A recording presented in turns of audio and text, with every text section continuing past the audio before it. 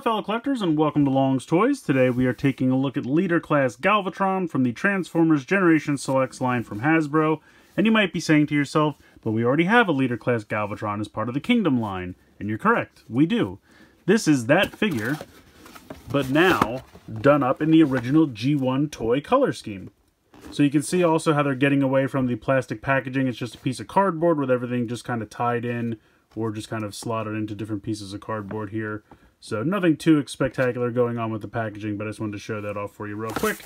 It's kind of funny, the more and more they make these cardboard only, they really just kind of resemble shoe boxes. Like I remember when I first got this in the mail, I was like, this looks like a box of shoes.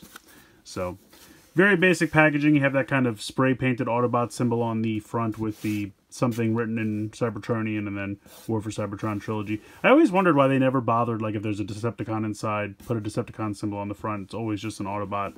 I guess it's just easier for them to do it that way.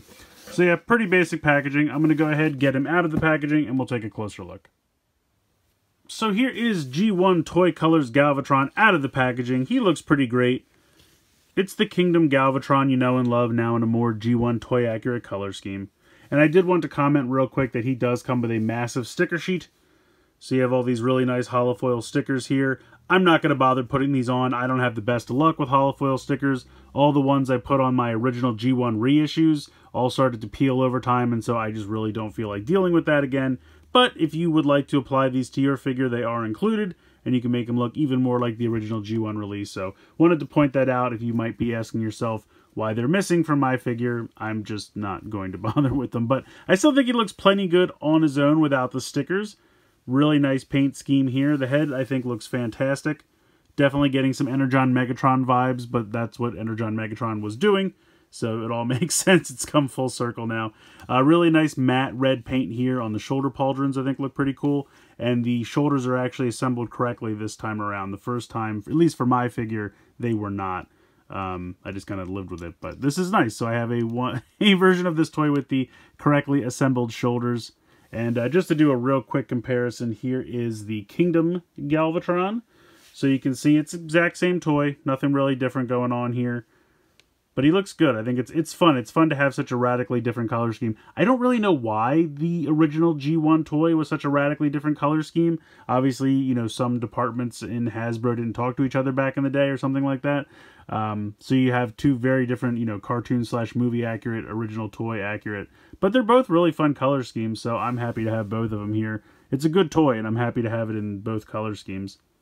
Now, he does come with some accessories, just like this one over here. He's got his matrix that he can wear around his neck. This one's lime green for some reason.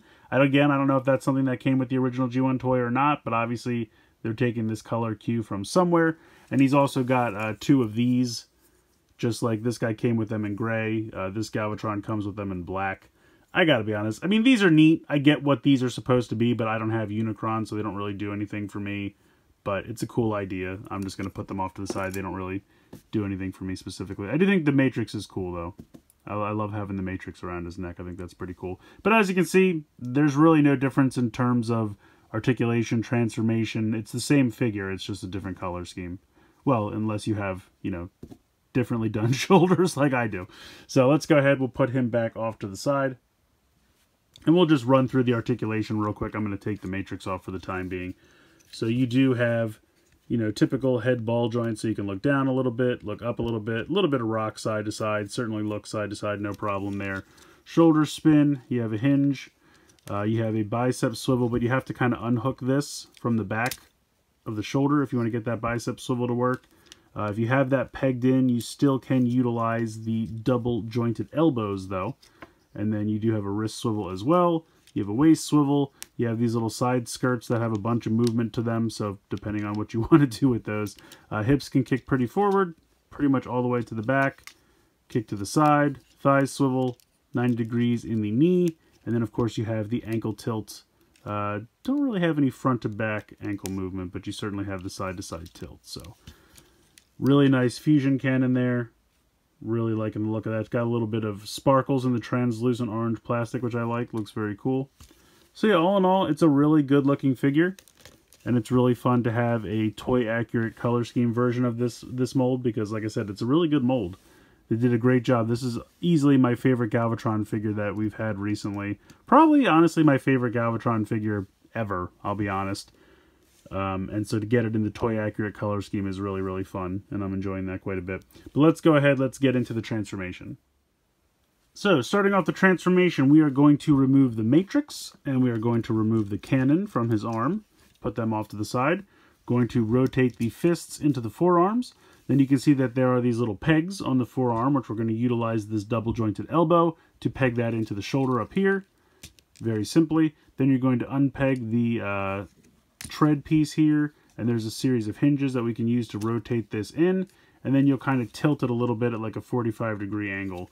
So repeat the process over here, peg that in place, unpeg the tread, use the hinge to bring that back, and then just kind of tilt it. And they'll just kind of sit there like that for now.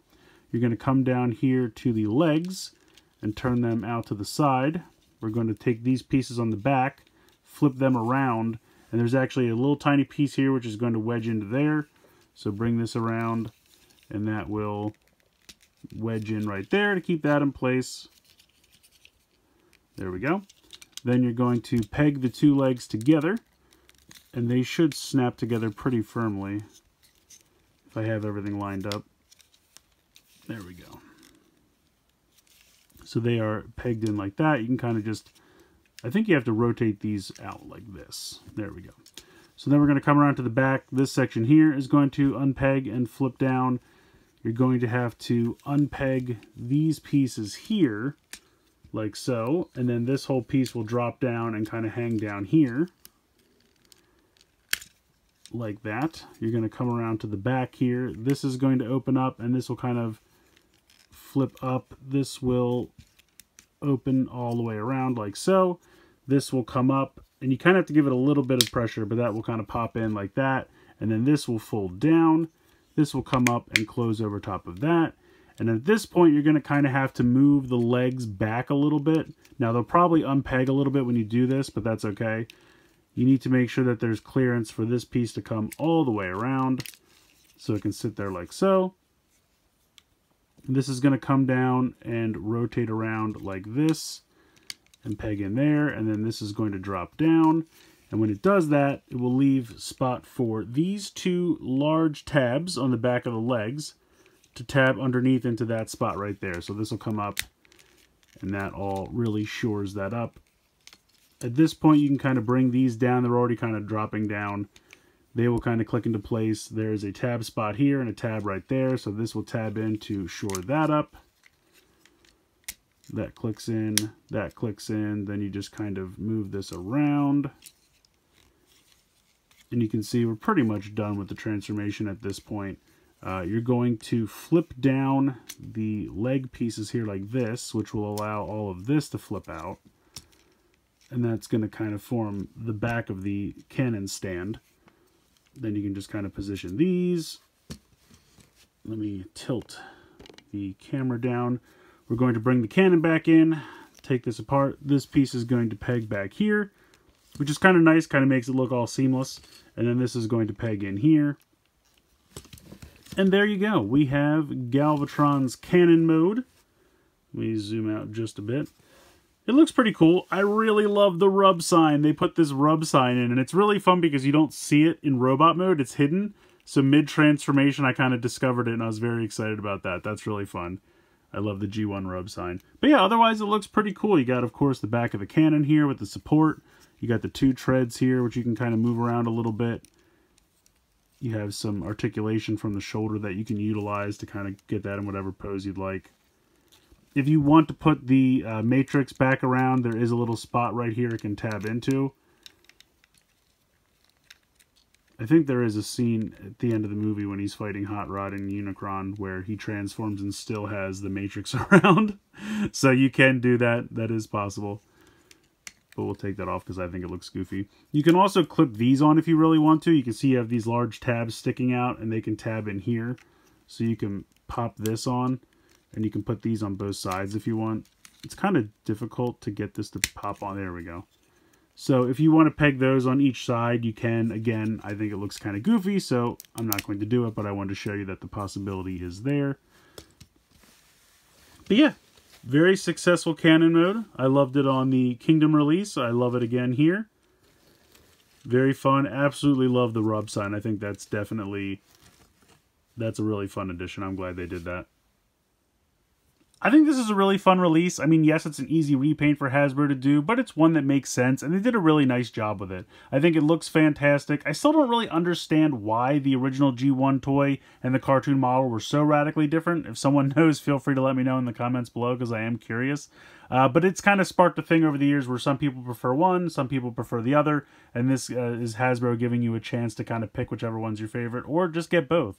He does come with that holofoil sticker sheet, which probably would make the figure look better, and certainly more like the original G1 toy. I just personally hate stickers, so I didn't want to apply them, but I'm sure it will probably look pretty good if they're on, if they stay on, that is. I don't have the best luck with the holofoil stickers, as I said, so that's why I didn't bother with them, but if they go on and they stay on, it probably would look pretty cool.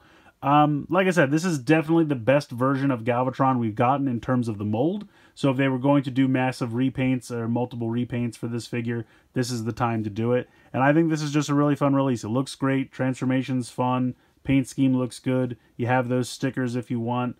And just all in all, it's kind of a fun, you know, nostalgic G1 throwback that I know a lot of fans are going to love. So let me know what you guys think in the comments below. Please like, share, and subscribe. Hope you guys enjoyed the video. And as always, thanks so much for watching.